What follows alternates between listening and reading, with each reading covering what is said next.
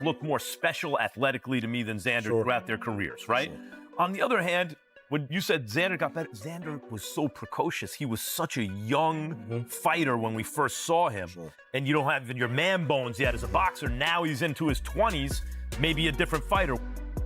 By the way, when we talk about the difference between championship and belt, you can win belts in different divisions, right? But Boots was the Ring Magazine welterweight champion of the world. And also I'm thinking about is if you really watch Boots, Boots does look special all the time. But there's cases where he gets hit a lot. And you're like, man, for you to be so good and so special, why are you getting hit from some of these lower class fighters? So Xander might have seen that. Max Kellerman believes Jaron Ennis has too many advantages heading into this fight with Xander Zayas. In his view, Boots possesses the experience, ring intelligence, and polished overall skill set needed to completely outclass a younger fighter who is still developing at the elite level. The way he got it because Stanionis hadn't fought in a million years. It's his only real significant welterweight win, really, of a guy who's in the top 10, and that guy was really inactive. But he dominated that fight, Mike. Yes, dominated. Yeah, I think Boots looked special in that fight, and there's a reason why there's so much hype around. Kellerman also pointed out how thin the competition appears around the division right now, arguing that very few truly elite fighters exist at middleweight. Because of that, he sees Boots Ennis and Xander Zayas standing clearly above the rest as the top names competing at 154 pounds. It comes time to actually make the fights. Okay. And to be honest, junior middleweight is a good and deep division. Yes, it is. I don't see any pound for pound top 5 guys at the top of that division. Maybe not top 10 guys at the top of that division. And now that it's time to fight the top of a division with no top 10 pound for pound guys in it, you don't know who's going to win. No. Coach Reg delivered one of the strongest warnings yet regarding the matchup. He described Boots Ennis as the type of fighter who can permanently change careers and suggested Xander Zayas may be stepping into danger before he is fully ready. While praising Zayas' talent and potential, Reg emphasized that experience still matters at the highest level. I just think that Xander don't know enough. Yeah, to take a fight like this. I mean, granted, you get in this game, you in this game to be the best. But I don't think he's ready for a fight like this. I mean, Xander's good, he can fight, but he's still a kid, still a baby, still in learning stages right now. Unified champion, right? He is. Big kid. Seems like he's getting better each and every fight. And I agree, but Boots in careers, man. You know what I'm saying? Now, are they going to pay him enough? You know what I'm saying? Are they going to pay him enough? Because I'm sure after they fight, he's not going to fight for a while. Richard Torres Jr. admitted he genuinely likes Xander Zayas as a fighter, but he also made it clear that Boots Ennis represents a completely different level of danger. According to Torres, boxing is unpredictable, and anything can happen once you share the ring with someone carrying that kind of ability. Questions more for you. What do you think about Boots versus Xander? How do you pick that out? Man, it's two insanely talented fighters. I myself am a Xander fan. I through and through since day one. I've known him since the amateurs. I'm gonna rock with Xander. He's my guy. I won't ever go against him, man. So Xander's my guy, and I'm gonna keep with him. But Boots is such a talented fighter. I'm a fan of his as well, and I'm excited for that. I just saw he posted today that he signed the contract. So let's see how it goes. Abner Mares echoed similar concerns by warning that this opportunity may have arrived too early for Xander Zayas. Mares believes Xander would have benefited from another fight or two before taking such a massive risk against a fighter as dangerous and complete as Boots. Possibly happening, Xander versus Boots. How do you see that fight going? Do you think maybe Xander's a little bit too young there? Too soon. Too soon. You think Too soon, brother. Yeah, I love Sanders, and if he waits and if he's smart and his team is smart, they'll hold on at least 2 more fights, and then release him to the wolves. And I'm just speaking realistic in how I see it, because I wouldn't want him to lose a really hard fight and him just declining. You get me? And it happens. We've seen it with fighters where it's too soon of a fight. I mean, let's not go far. I mean, I hate to use him as an example, but when Vargas fought Trinidad, it was too soon, brother. And you gotta be patient with your fighters, and I think they have to be patient with Xander Zayas. Not that I'm saying that he can't win. Maybe he can, but maybe he's gonna get hit too much or injured himself. You get me? So wait a little bit for example. Meanwhile, Jaron Ennis spoke with total confidence ahead of the showdown, boldly declaring himself the best fighter in the 154-pound division. While showing respect towards Xander Zayas, Boots insisted that his own experience, sharpness, and overall talent separate him from the rest of the competition. Don't get me wrong. I don't take nothing from him. He's a good fighter. I appreciate him. Appreciate him for giving me an opportunity. But I don't really see much. He's a great fighter. Good. He got good fundamentals. Good jab. Smart at times. But like I said, I'm taking over. This is my division. It don't matter what he do. It don't matter what he bring to the table. I'm gonna show the world why I'm the best in the world, and we want to start in June. Like, at the end of the day, as long as I'm making my team happy, making myself happy, and I'm feeling great, and I'm putting on these beautiful shoes and becoming that pay-per-view star, and that's what I'm going to do. And like I said, I'm the cash cow 154, and I'm the man, and they about to see. How big is? Okay. How big is this fight, Boots? How big is this fight? I think, to be honest, not for nothing, I feel like this fight is kind of like evening out with the Virgil situation, if you ask me. Mm-hmm. Yeah, Virgil got the name, but Virgil don't got the accolades. Xander being a young, unified champion. I'm about to say Xander, young, unified champion. So kind of like even out. So, and Xander kind of like making a name for himself.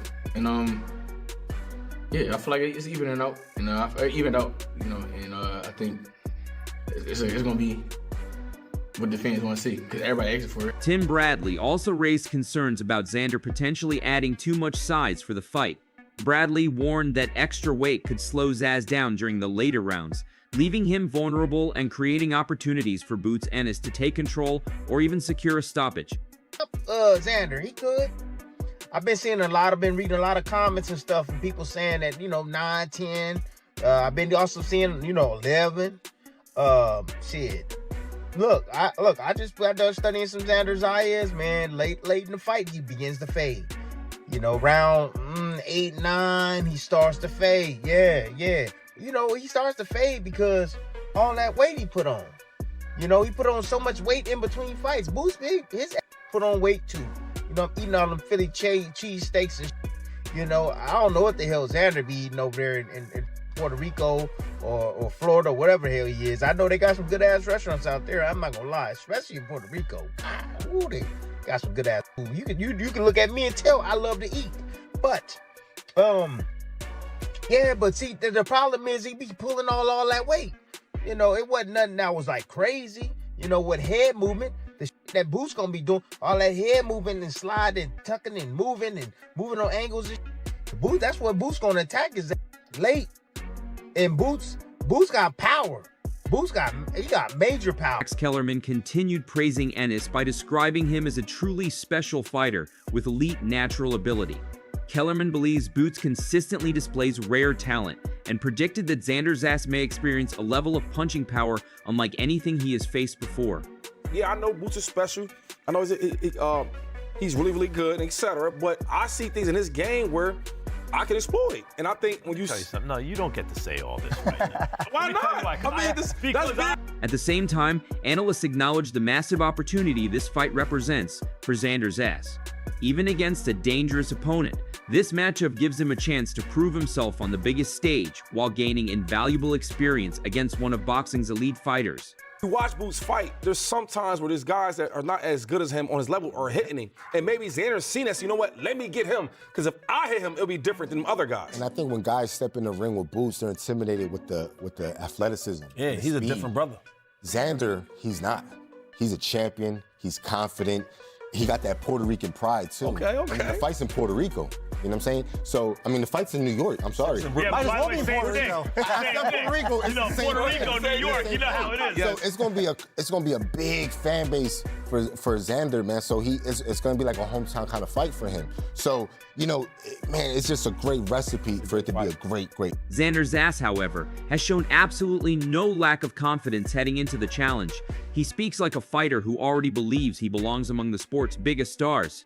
By willingly taking on one of the most feared names in boxing, Zayas continues showing fearlessness, ambition, and a burning desire to prove he belongs at the highest level. For being here, man, this everybody, like you said, is busting. I feel like this is the biggest fight of 2026 thus far. And it was important for me because for me to say that I'm the best, I gotta face the best. And Jaron Ennis is one of the best names in the division, you know, alongside other fighters and myself. So come June 27th, I will claim why I'm the best 154-pounder in the world.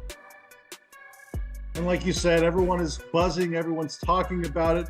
Jaron Ennis himself, he's giving you immense credit, and rightfully so, for taking this fight when you had the leverage to call the shots and choose any route you preferred. Yeah.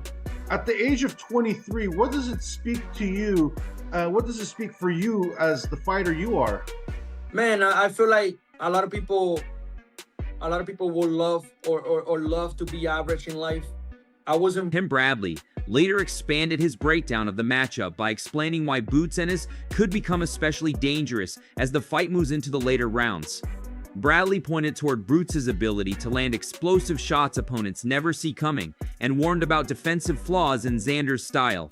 He specifically mentioned moments where Zayas lowers his hands and leaves openings along the left side of his face, creating opportunities for Ennis to land devastating overhand rights and uppercuts from the southpaw stance. Bradley also noted that Xander appears more comfortable when he has space to box and counter from the outside rather than exchanging a close-range And there's spots where I see Xander, he just gets himself in some bad spots, man. He drops his hands a lot. I see too much exposure on that left side. Way too much exposure on that left side. He gonna have to keep that left hand glued to his face because that overhand right of Boots is lethal. It's lethal, man. And Boots turned that uppercut up the middle too, especially from the southpaw stance when Xander's leaning forward, man. Another lethal shot. But man, I see a lot of holes in Xander's game, especially when you start to put that pressure on him. Yeah. He try to get the fuck out of Dodge. He don't want none of that heat. Nah, he don't like the heat like that. He like his space. His system requires distance. Can he fight a little bit inside? A little bit inside. It's not a specialty. Nah, he want to be able to work the combinations as you throwing shots. He looking for shots to be able to counter in between with shit, or he looking to start his shit, start the action, boom, weave underneath shots, counter, boom, boom, and then he on to the next. He around that corner, right? He turned the. Greg Hackett also offered an interesting perspective on the matchup. He believes Xander Zayas cannot afford to fight a clean, technical, and cautious battle because that style would favor Bout Ennis completely. According to Hackett, if Zayas stays too comfortable on the outside, Boots will simply control the pace and beat him to key exchanges. Instead, Hackett thinks Xander must turn the contest into something rough, physical, and uncomfortable. He suggested Zayas needs aggression, pressure, and a willingness to make the fight ugly, rather than relying strictly on technical boxing. Xander needs to make it somewhat rough, tough fight. You can't try to make it neat, because if you try to make it a neat fight and be too careful, Boots gonna beat you to the punch every time. He's gonna beat you to the punch, or he gonna always go first. So I think Xander just need to make it a dog fight. Boots, I think, need to go to that body, and just do what he do. I mean, try to slow him down and break him up. I mean, for Xander gotta make it a street fight. Gotta make it ugly. But Xander's not necessarily known for that. He's known for trying to box on the outside. And that's why they say make adjustments. That's why they say make adjustments. That's why they say have a plan B, C, you know what I'm saying? Because you never know what you'll be able to do. You might try going there and fight your style, and then you ain't able to get off. So I gotta change my game plan. I gotta change my approach. Or what's happening. If not, I can get stuck in first gear, second. Hackett continued by explaining that Xander usually prefers fighting from distance, meaning he may need a major tactical adjustment during the bout. He stressed how important it will be for Zayas to adapt if his original strategy starts failing, because remaining stuck in one game plan against Boots could become dangerous very quickly. Hackett also acknowledged that Xander may prove tougher than expected and might respond to body shots differently than previous Ennis opponents. Even so, he still believes the biggest problem remains Boots' movement. What have you seen from their last couple of, just based off the last couple of performances, what have you seen that would make it difficult for the other person? For Xander, I think he could be stubborn. He could be stubborn towards Boots because he might not be affected the way everybody else was affected. What I'm saying is when he go to Xander's body, we don't know yet. We don't know. This is just me talking. We don't know. We don't know if he going, the way Steady Onus was getting broke up, we don't know if he going to break up as easy. You know what I'm saying? He might be stubborn towards, he might get hit with a clean shot to the head and eat it. Like, act like it's nothing. Where everybody else is like, whoa, what the f is that? Or might not even see it coming, like Lima. You know what I'm saying? And for Xander, with Boots, it's going to be the style. Boots got a way of approaching and adjusting on the fly. Where you be. Blair Cobbs later delivered one of the more balanced takes surrounding the matchup between Xander Zayas and Jaron Ennis. Cobbs believes many fans are dismissing Xander too quickly simply because of his age. He pointed out that while Zayas is only 23 years old, Boots himself is still relatively young as well, sitting near the prime years of his career. In Cobbs' opinion, this is not some huge mismatch, but rather a legitimate 50-50 fight between two highly talented fighters who were both developed properly. He even suggested Xander may have been guided slightly better throughout his rise, praising Top Rank for how carefully they prepare fighters for major moments. Kind of writing Xander off, maybe because he's 23 years old, maybe that's what it is. But in the same time, this kid has been 23 years old. I mean, how old is Boots? Boots is not that old. No, I wouldn't think. He's like 27, what, 27, 28? Yeah, he's more in his prime. Okay. Right? Because I mean, people compare this to like when Fernando Vargas fought Tito Trinidad at 23, and you know didn't mess up his career, type deal, or does it make him better? You know, what do you think? In this fight with Xander, do you feel like it's a 50-50 with Boots? I feel like it's a good 50-50 fight, where though you have two guys that's been moved properly. Well, actually, Zaya's been moved a little bit better. You know, Top Rank tends to move fighters so well. You know what I mean? Their top elite fighters have been groomed to such a level that it's just incredible. And but Boots have been moved very well to be put in this position for one night. And I would love to see what happens on that one night, whereas though you get a 50-50 chance, and this is the equivalent of what you would say like a Tommy Hearns, Ray Leonard when they first fought. They were both in their prime. This wasn't the rematch years later when they're both kind of on their way out at a different weight class. This is a pretty good fight for me. I think this is a pretty good fight for both. That's all for today's breakdown. Stay tuned for more updates, analysis, and coverage surrounding one of boxing's most anticipated upcoming battles. Until next time.